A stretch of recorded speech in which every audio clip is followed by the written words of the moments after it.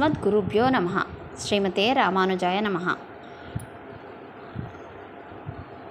పూర్వాచార్య వైభవంలో ఇవాళ స్వామి ఎంబార్ల గురించి తెలుసుకుందాం. వీరినే గోవింద భట్టర్ అని కూడా అంటారు. వీరు పుష్యమాసంలో పునర్వసు నక్షత్రమున శ్రీపెరంబుదూరు సమీపమున గల మధురమంగళం అనుగ్రామాన అవతరించారు. భగవద్ రామానుజుల వారికి పినతల్లి అయిన శ్రీదేవి కుమారులు కమలనయన భట్టర్ శ్రీదేవి దంపతులకు అవతరించారు. యాదవ ప్రకాశులతో అడవి మార్గమున వెళుతున్న భగవద్ రామానుజులకు వారి నుండి ప్రమాదము ఉన్నది అని తెలియవచ్చి మార్గమధ్యమున ప్రక్కకు తప్పించి రక్షించిన మహానుభావులు. కూరత్తాళ్వార్లు బిడ్డలైన వ్యాస పరాశర భట్టర్లకు భగవద్ రామానుజుల ఆజ్ఞతో మంత్రోపదేశం చేసి ఆచార్యులైరి.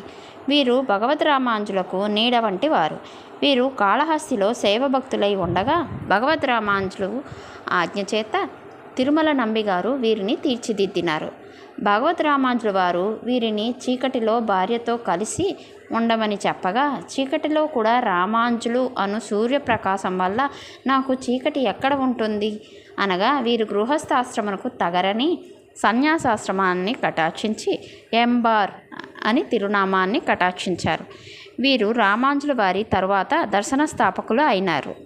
వీరు విజ్ఞానస్తుతి అను గ్రంథమును కటాక్షించారు. జై శ్రీమన్నారాయణ. లైక్ చేయండి, షేర్ చేయండి, కామెంట్స్ చేయండి, సబ్స్క్రైబ్ చేయండి.